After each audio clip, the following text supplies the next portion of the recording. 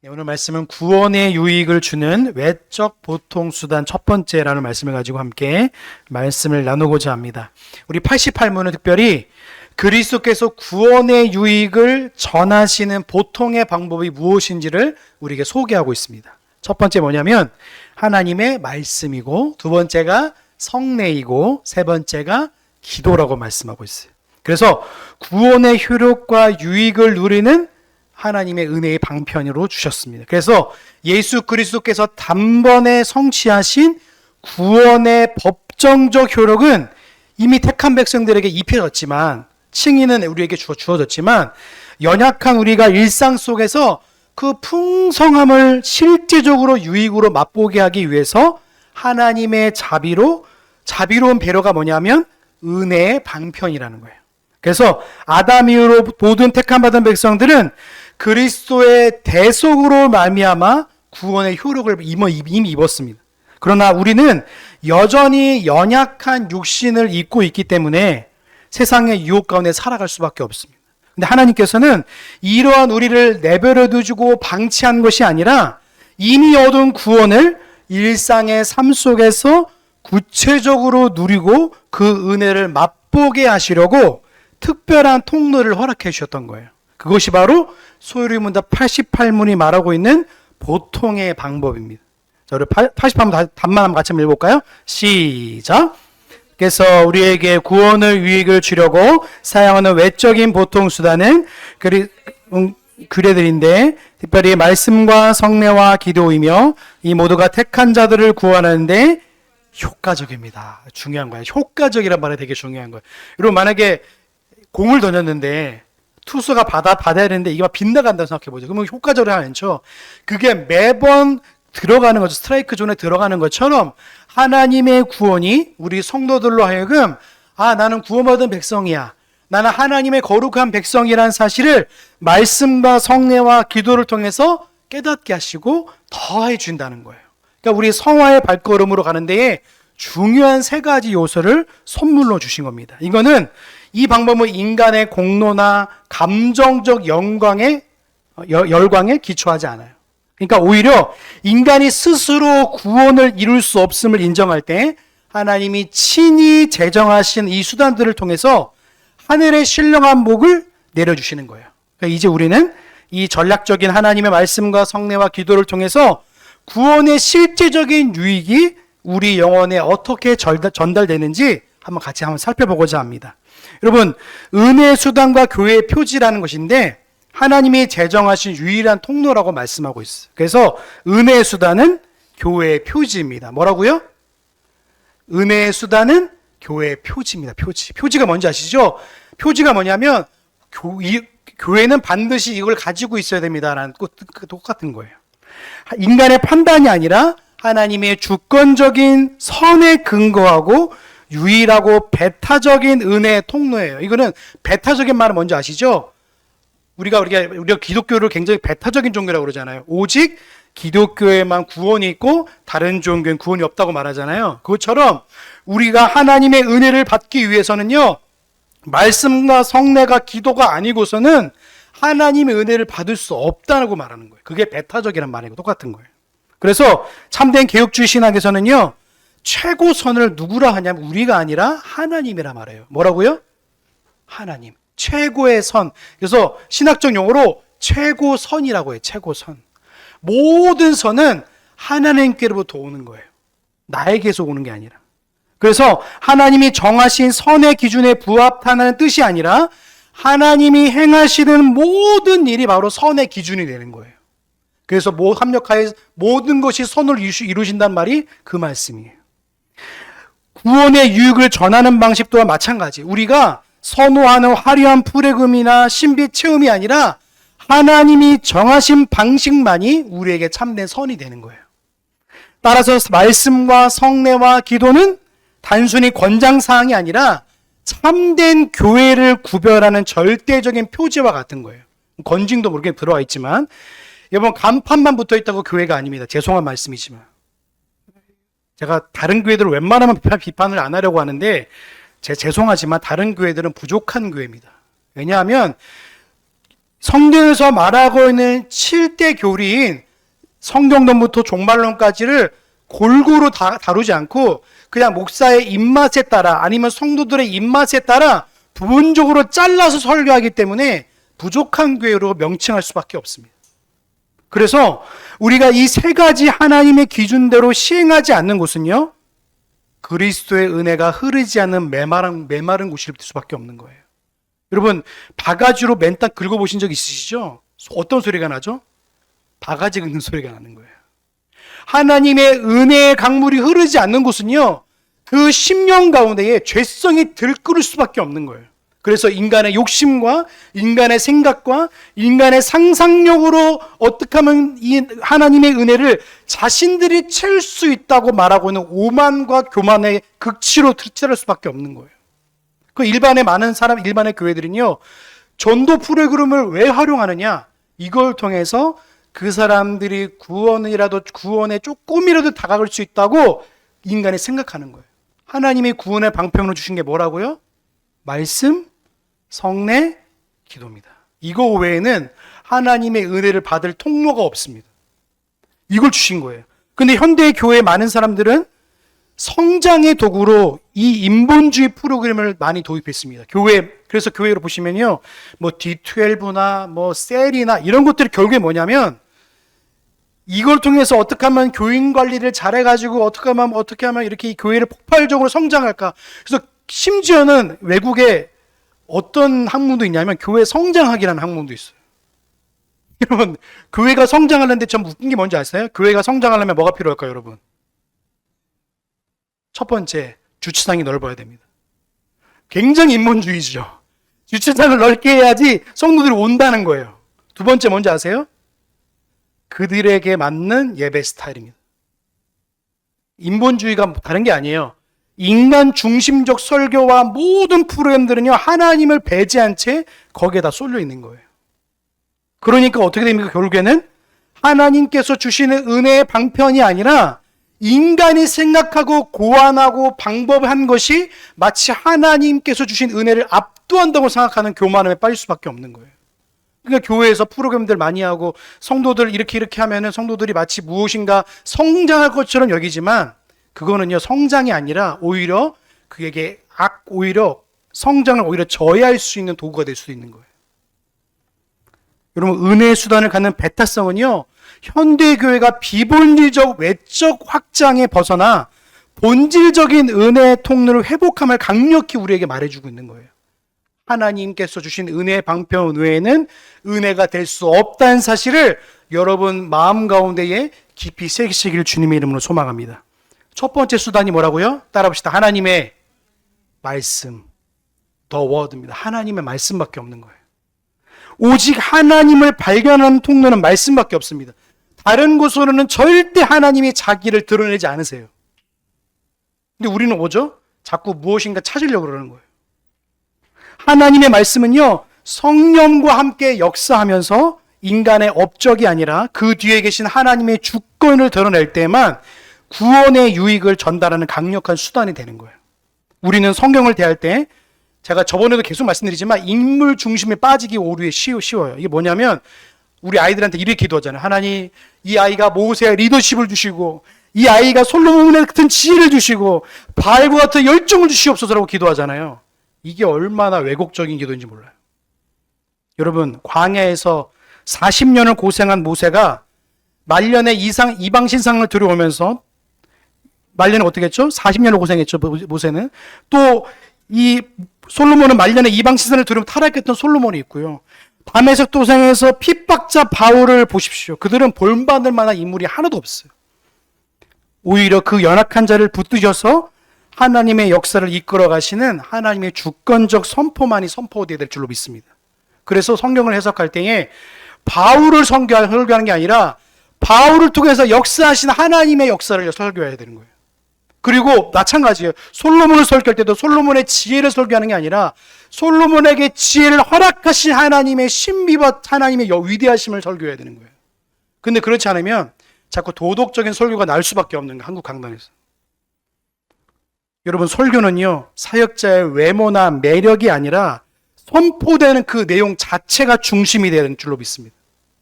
설교자가 평모와 애모를 가졌다면 그것은 성도가 사람에게 현혹되지 않고 오직 말씀에만 집중하게 하시라는 하나님의 세심한 배려일 수도 있는 거예요. 사역자는 철저하게 자신을 비우고 하나님만을 드러내는 도구가 되어야 될 줄로 믿습니다. 저는 항상 기도해요. 이 말씀을 준비할 때도 마찬가지겠지만 하나님 제가 드러나지 않고 하나님의 뜻만 드러나게 해달라고 저는 기도해요. 여러분 우리가 설교자 자체가 자기가 하나님 말씀을 부인되지 않으면요 자기가 자꾸 자기를 드러내는 자꾸 욕심을 낼 수밖에 없는 거예요. 여러분 그래서 우리는 조심해야 돼요. 모세처럼 되게 해달라고 여러분 기도하시면 안 됩니다. 우리 자녀들한테도 마찬가지예요. 솔로몬처럼 이렇게 기도하지 마십시오. 여러분 이거는요 욕심입니다. 욕심. 우리가 성경 인물을 대할 때는요 성령 인물을 우상화하는 도덕적 설교를 경계해야 됩니다. 모든 성경의 본문 뒤에서 역사하시는 하나님을 발견하셔야 됩니다. 성령께서는 결코 성경을 떠나서 독립적으로 역사하는 분이 아니에요. 근데 요즘 많이 보면 신사도 운동이나 직통계시나 신비주의를 배격하고 성경과 함께 역사하시는 성령 하나님의 조명하심을 따라 왜곡하지 않은 구원의 유익을 누릴 수 있는 거예요. 여러분 요즘 유튜브 보시면요 24시간 기도하는 데도 있어요. 막 방언으로 자기도 알아듣지 못하는 말로. 그게 오늘날 말하고 있는 무당 같은 거예요. 기독교 무당들이 얼마나 많은지 몰라요.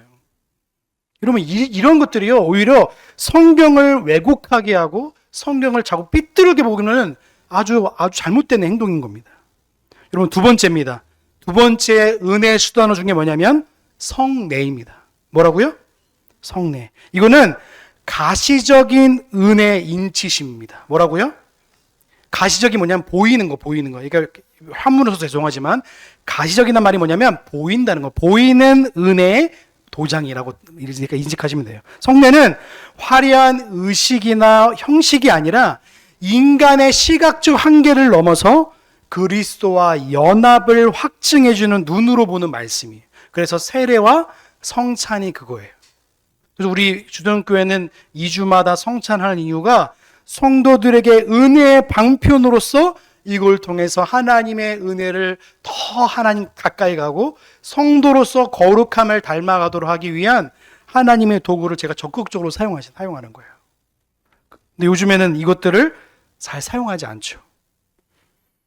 그래서 인간의 눈은요 가시광선이라는 아주 좁은 영역만 볼 수 있어요. 빛도요 빛의 이 스펙트럼이 얼마나 넓은지 몰라요. 이런 과학 시간에 우리 맨 뒤에 있는 친구도 알 거예요. 고등학교만 보면요 빛이 얼마나 많아요. 가시광선부터 얼마나 감마부터 얼마나 많은지. 근데 인간이 볼 수 있는 이 색은요 굉장히 한정되어 있다는 거예요. 근데 이런 신체적 특성 때문에 인간은 보이는 것이 쉽게 현혹됩니다. 천주교는요 이 화채소를 통해서 사제 복장이나 아니면 금색 성창기나 거창한 의식들을 통해서 인간의 시선을 빼앗아 버립니다. 그리고 오히려 보이지 않는 하나님께로 나아가는 길을 가로막는 거예요. 누굴 바라보게 하는 거예요? 사제를 바라보도록 만들어요. 여러분 개혁교회 성례는 지극히 단순해요. 물을 뿌리는 세례와 떡과 포도주를 나누는 성찬은 그 외의 외용은 소박하기 오히려 본질적인 그리스도를 더 희생에 더 집중하게 만드는 거예요. 세례는 우리가 그리스도의 소임을 인치는 단 한 번의 은혜이며 성찬은 현재 우리와 함께 하시는 주님과 교제하며 천국의 즐거움을 미리 맛보는 실제적인 통로가 바로 성찬입니다. 그래서 형식주의를 넘어서야 합니다. 이 형식주의가 뭐냐면 보여지는 것에 있죠. 보여지는 것인 거예요.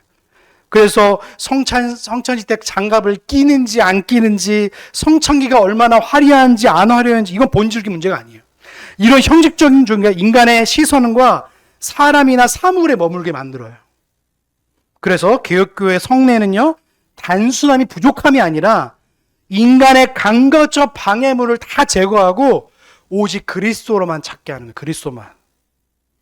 본질만 집중하게 하고 이 고도의 영적인 미학입니다. 그래서 우리 개혁교회는요, 외부에 어떠한 장식도 하지 않는 거예요. 여러분 이제 많은 교회들 보면요, 크리스탈로 예수 그리스도를 막 그려놓고 성화를 그려놓고 막 이러거든요. 근데 개혁교회는요, 어떤 것도 외형적으로 그려놓지 않아요. 오직 하나님 말씀만 드러나도록, 오직 예수 그리스도만 드러나도록 하는 거예요. 그래서 이 외적인 웅장함에 주눅들지 말고요, 떡과 잔에 담긴 그리스도의 생명력에 집중하시길 주의 이름으로 소망합니다. 그게 제2수단이에요. 자, 제 세 번째 수단이 뭐죠? 기도입니다. 기도. 하나님의 뜻에 합당한 간구가 바로 기도인데, 기도는요, 내 욕망을 관철시키는 땡깡이 아닙니다. 땡깡. 땡깡 기도 아시죠? 하나님 이거 주세요, 저거 주세요. 이건 땡깡 기도입니다. 우리는 그리스도의 이름으로 하나님의 뜻에 나를 굴복시키는 은혜의 질서가 바로 기도예요. 그래서 오늘의 많은 이들이 기도를요, 기복적인 욕망을 넘어서 가지고요, 욕망의 수단으로 전락시켜 버렸어요. 기도를. 그래서 하나님 저 제네시스 타고 싶어요. 하나님 테슬라 X 타고 싶어요. 막 이런 거 있죠. 세종시 아파트를 당첨해 둔 사람들의 기도 제목이 뭔지 아세요? 하나님 저 당첨해서 큰 거 하나 땡기게 해주세요. 여러분, 이런 탐욕을 신앙의 이름으로 포장하면서 때를 쓰는 기도는요, 하나님이 응답하실 이유가 없는 잘못된 기도입니다. 기도의 본질은요, 내 목표를 설정하고 하나님을 동원하는 것이 아니라 하나님의 틀 안에서 내가 들어가는 겁니다. 알아들을 수 없는 소리, 무분별 방언 같은 거 있잖아요. 그것에 신령한 척도를 삼는 신비주의를 경계하셔야 됩니다. 사도 바울은 고린도전서 14장에 보시면 알아듣기 쉬운 말로 하지 아니하면 허공에다 말하는 것이라고 경고했습니다. 여러분, 통역되지 않은 방언은 교회의 덕을 세우지 않는 거예요. 우리는 주기도문이 제시하는 모델을 따라서 간구와 자복과 감사의 조화의 질서 있는 기도로 나아가야 되는 거예요. 그래서 알파코스나 요즘 뜨레티아스라는 이런 문화가요, 카톨릭 문화거든요. 이게 교회에 어느새 들어오고 있어요. 인간의 감정을 고조시키는 인위적 영성 훈련이나 금리가 갑자기 생겨났다는 식의 이런 저급한 이런 미혹에 넘어가지 마시길 주 이름을 소망합니다.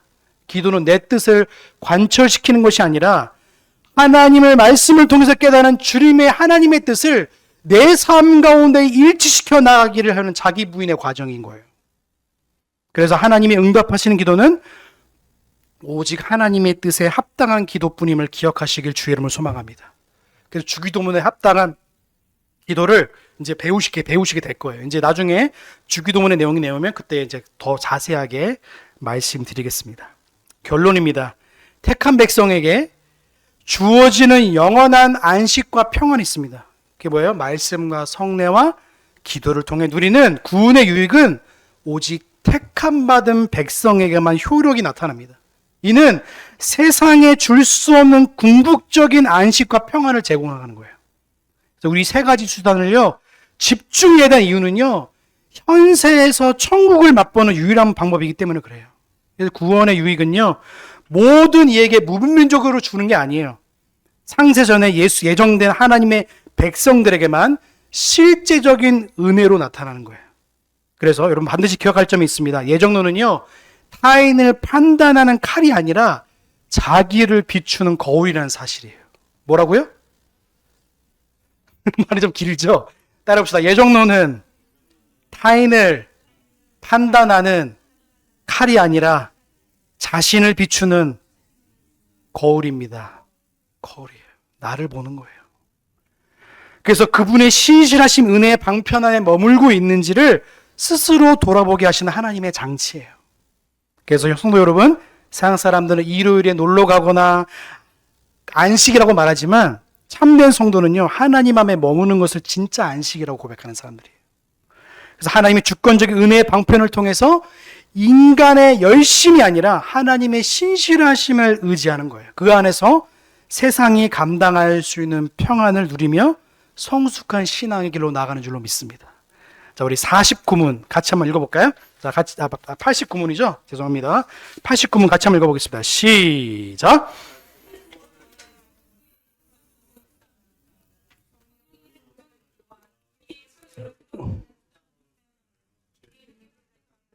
세시키며 거룩한 위로를 더하사 믿음으로 구원에 이르게. 네, 자, 이제 89문을 말씀드리겠습니다. 아까 거지는 88문입니다. 자, 89문이 말하는 게 뭐냐면 하나님의 말씀과 구원의 효력인데, 말씀의 효력과 성령의 주권적 사역을 말하고 있는데요. 여러분, 웨스트민스터 소요리문답 89문이 뭘 말하고 있냐면 기독교 신앙의 가장 본질적인 질문을 마주하게 되는 거예요. 뭔지 아세요? 하나님의 말씀이 어떻게 효력이 되어서 구원을 얻게 하는가라는 질문이에요. 여러분, 여기서 효력이란 말에 주목해야 됩니다. 효력. 기록된 문자와 선포된 음성이 어떻게 죽은 영혼을 살려내는지를, 그리고 완고한 심령을 깨트려서 영생으로 인도하는 그 실질적인 능력이 되는 건지 질문하고 있는 거예요. 여러분, 우리 부모님들이 많이 고민한 게 뭐죠? 우리 아이들 구원받았으면 좋겠다. 어떤 부모님은 이러더라고요.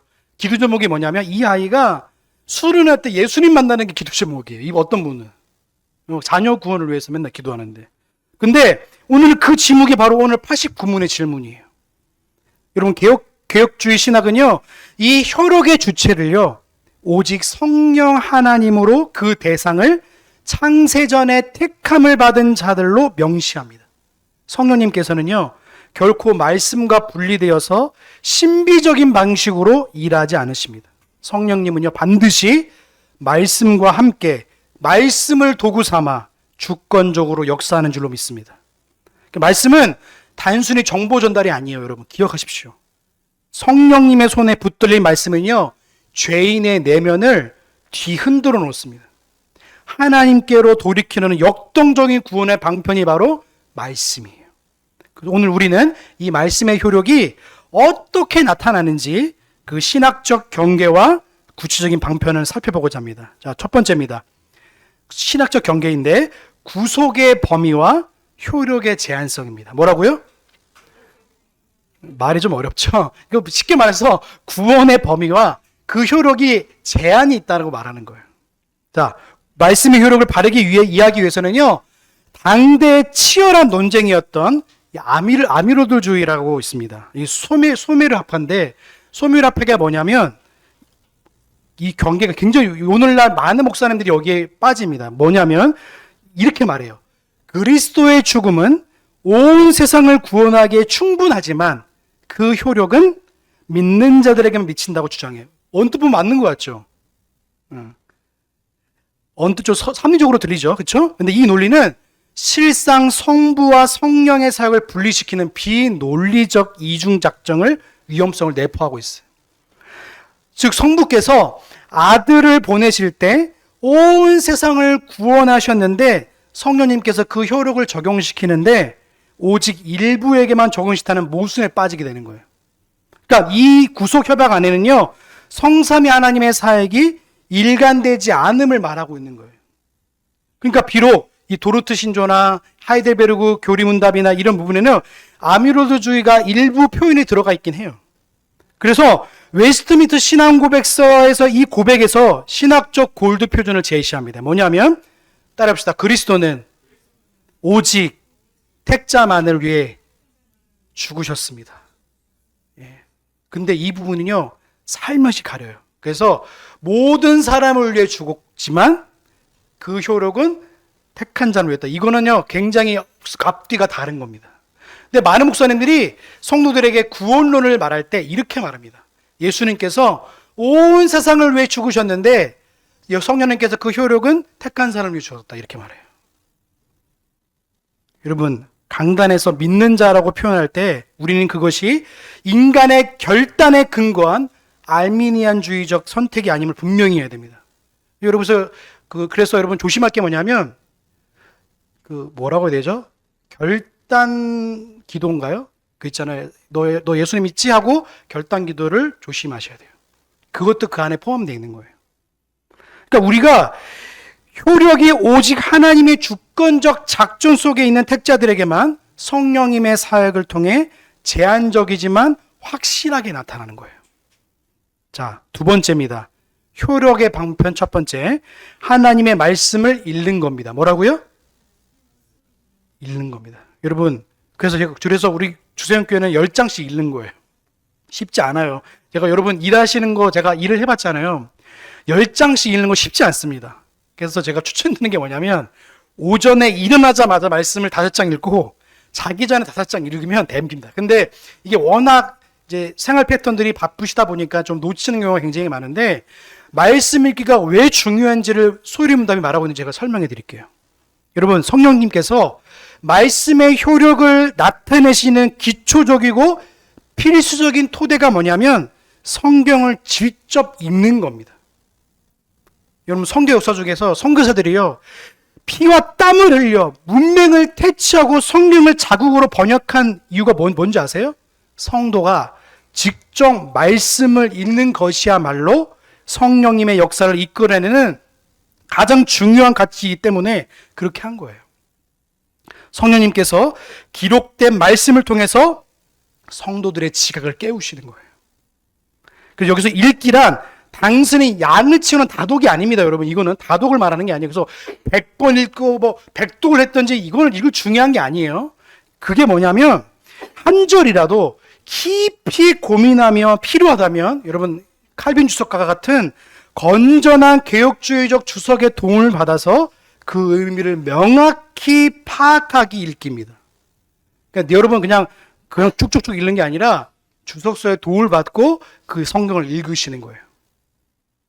스스로 말씀을 읽어내는 기초적 문해력이 갖춰질 때 성령님께서는요 그 진리의 지식을 통해서 구원의 효력을 신자의 인격 속에 각인시키시는 거예요. 그래서 여러분 우리 아이들이 뭐 구원의 확신이 없다고요? 성경을 읽히십시오. 뭐라고요? 성경을 읽으세요. 네, 왜요? 하나님의 말씀이 효력 있게 발생하는 통로로 하나님의 말씀이 사용되기 때문에 그러는 거예요.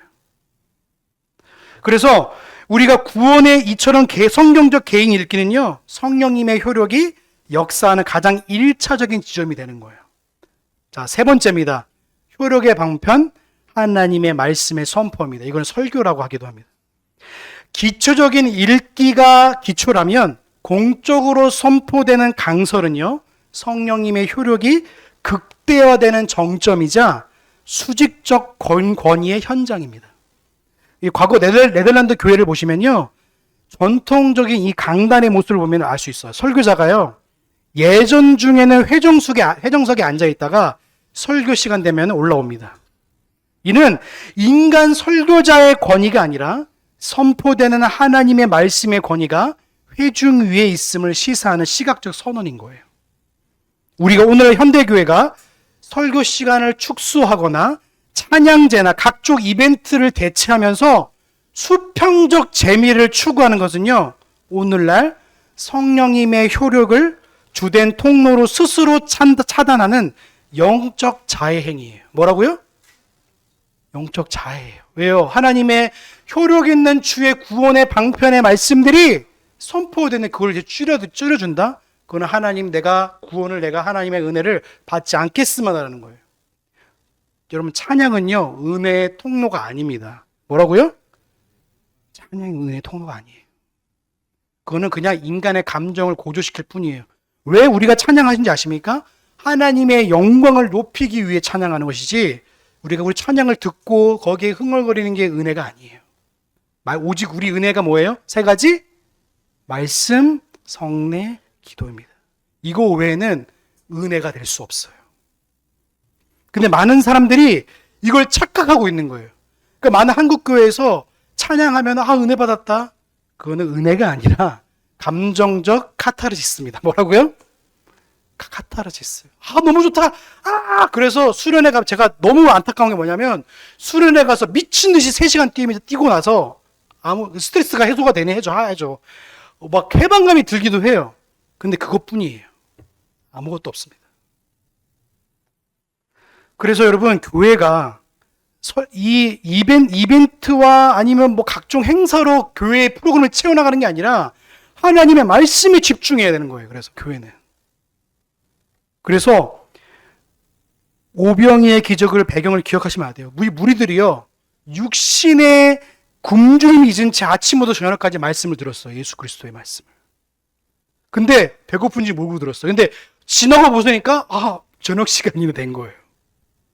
여러분, 육신의 떡이 주어지기 전에 말씀에 대한 영적 허기가 먼저 채워진 것이기 때문에 그런 거예요. 여러분, 말씀의 영적 허기가 채워지면요, 다른 것은요, 초월할 수 있어요. 근데 종교개혁자들은요, 죄송한 말씀이지만 저도 참 여기에 도전을 많이 받습니다. 설교 시간이요, 2시간에서 3시간이었습니다. 그리고 기도가 1시간이었어요. 주일 예배 드리면요, 하루가 다 가는 거예요. 그러니까 그렇게 말씀을 강론했던 이유가 그것이 영적인 생존의 문제였기 때문에 그런 거예요. 설교자는요, 부족한 질그릇일지라도 성령님께서 선포된 말씀을 통해 왕의 전령으로서 권위를 나타내시며 택자의 심령을 변화시키시는 거예요. 네 번째입니다. 성령님의 역사의 결과입니다. 그게 뭐냐면 따라해볼까요? 회개, 믿음, 거룩, 위로입니다. 이런 말씀이 성령을 통해서 효력 있게 성도의 삶에 열매를 맺는 구체적으로 나타나게 되는데 그게 뭐냐면 바로 회개와 믿음입니다. 회개는 인간의 도덕적 반성이 아니라 성령님께서 죄를 죄답게 깨닫게 하시는 은혜의 선물입니다. 믿음 또한 나의 공로가 아니라 하나님이 주신 은혜의 방편이고요. 말씀은 우리를 자신으로부터 돌이켜서 하나님께 돌이키고 의지하게 만드는 거예요. 두 번째로 거룩과 위로입니다. 우리는 그리스도 안에서 의롭다 칭함을 받았으니까 여전히 죄와 싸우는 존재예요.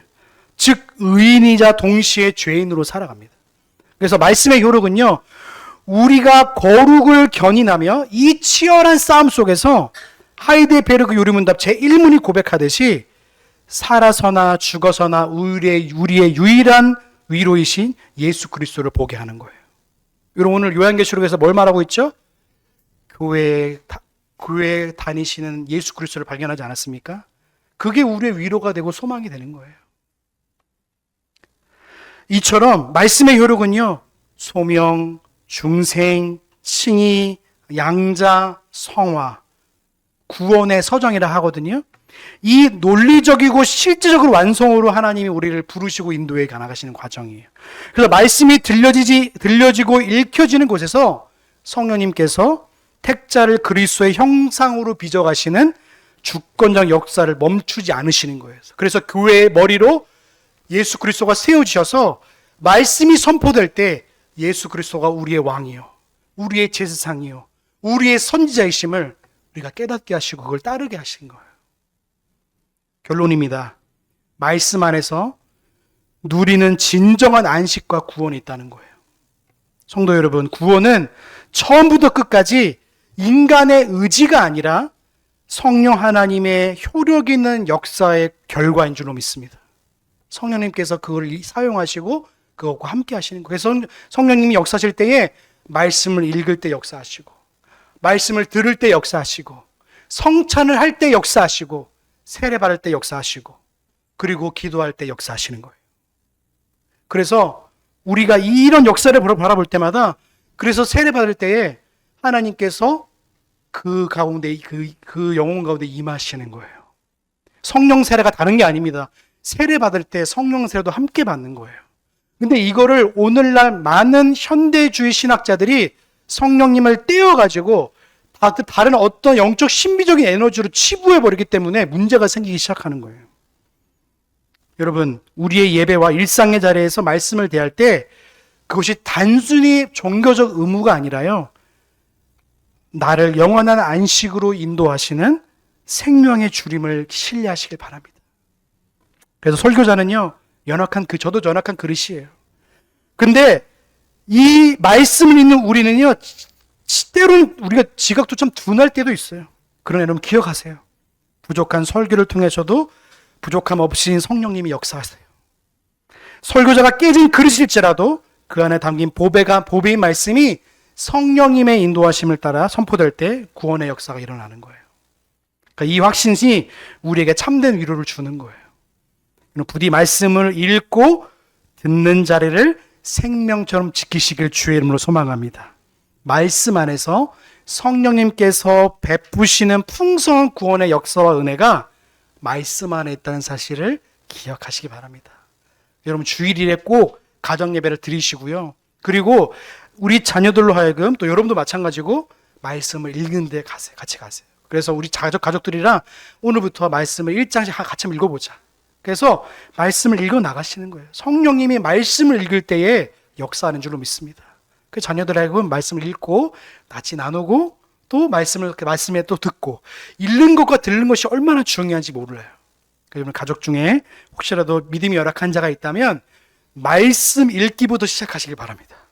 그러면 성령 하나님의 구원의 역사가 택한 자는 반드시 그를 부르시고 의롭다 하시고 양자 삼으실 줄로 믿습니다. 한 주간도요, 이 말씀의 효력을 충분히 누리시는 귀한 성도님들 되시길 주님의 이름으로 소망합니다. 기도하겠습니다.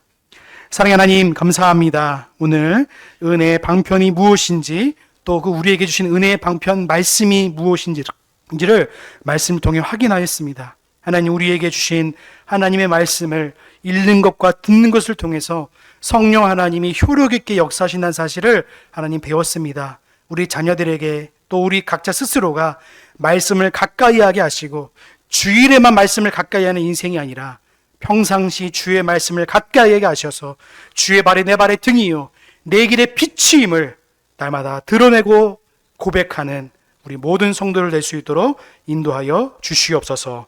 감사 영광 올려드리오며 우리의 구원의 소망 되신 예수님의 이름으로 감사하며 기도하옵나이다.